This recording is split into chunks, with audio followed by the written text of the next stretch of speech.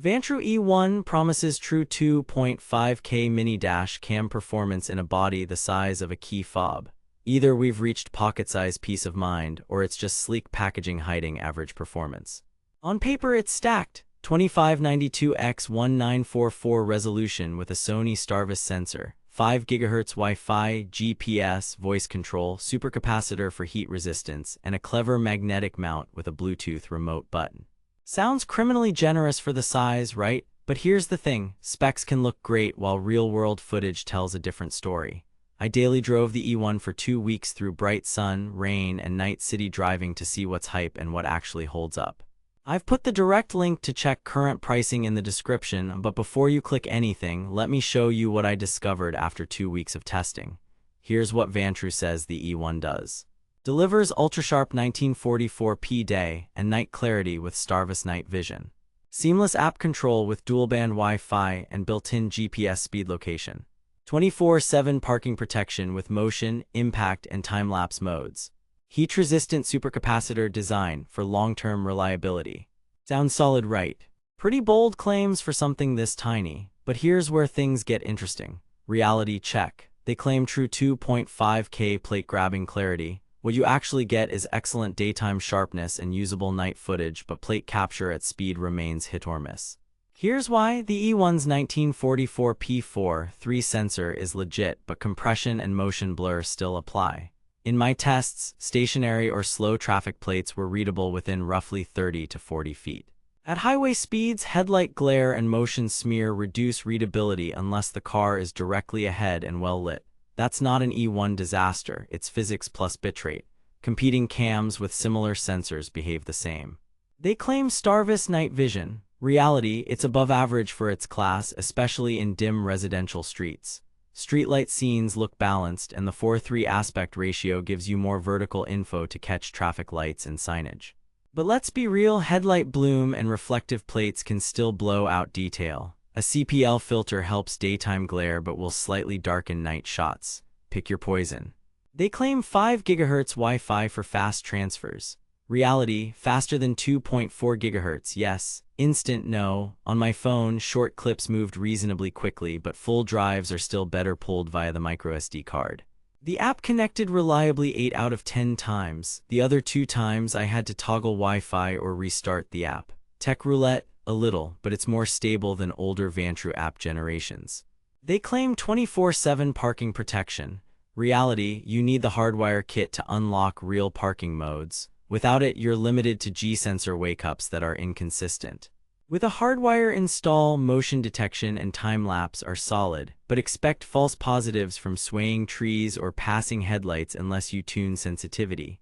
Also, there's no cloud or phone alert system. If something happens, you'll find out later. Current draw and time-lapse is lower, so that's your safer bet if you leave the car for days. They claim voice control. Reality, it works in a quiet cabin, struggles with road noise or music. If you're expecting hands-free perfection at 70 mph, that's optimistic. Thankfully, the Bluetooth remote button is included and actually useful for quick locks and snapshots. They tout heat resistance via supercapacitor. Reality, that's a genuine win. Capacitors handle heat better than lithium batteries. After baking the car in a lot, the E1 powered right up and the footage did not corrupt. If you live in a hot climate, this matters. Here's where things get interesting. The E1's magnetic GPS mount is slick, but it means your speed and location logging live in the mount, not the body. Knock the contact loose and your GPS data can drop. Mine held firm over bumps, but angle your cable so it's not tugging the mount. The plot twist, this is a single-channel cam. If you want rear coverage, this isn't it. You'd be looking at the Vantrue E2 or E3 or a rival like Viafo's dual-channel options. For single-channel stealth, though, the E1 is genuinely compact and discreet. Build quality, the E1 feels premium for the size. The adhesive mount is 3M and low profile, and the magnetic latch is strong with a positive click. In my heat test, the mount didn't droop, but some user reviews mention adhesive failing in extreme summer. Vantrue includes spare adhesive, prep the glass with alcohol and mount once. Video quality, daytime 1944p is crisp with good edge-to-edge detail. The 4:3 sensor gives you more sky and dash, which helps context. Night is better than most minis thanks to the Starvis sensor and decent lens. It's not cinema, it's clear enough for incidents.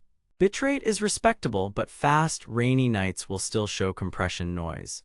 Compared to Vantrue E1 V3, the E1 is in the same league with a slight edge in app convenience and a slight loss in raw tweakability.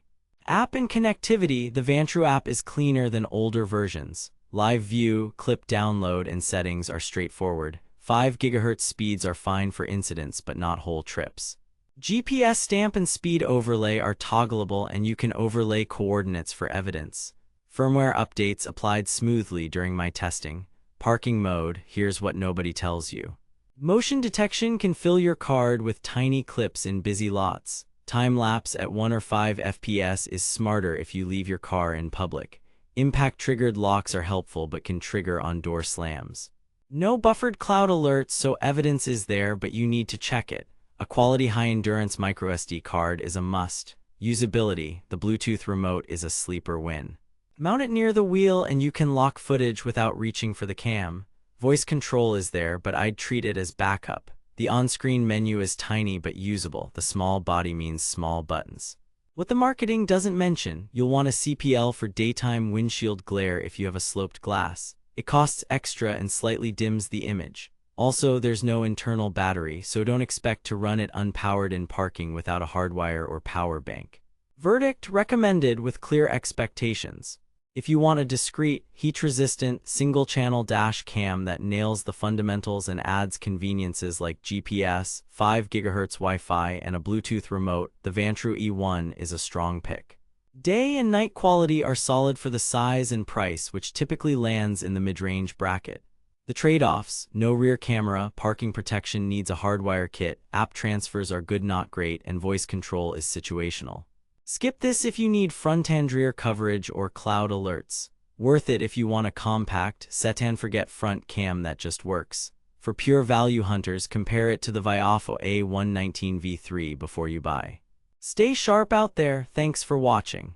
If this review saved you from wasting money or helped you find something actually worth buying, I've put the link to check current pricing and read more reviews in the description.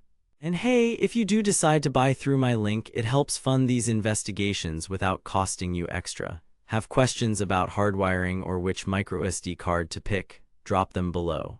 Next up, I'm testing budget dual-channel cams to see which ones are actually usable. Catch you in the next one. Keep your drives protected and your choices smart.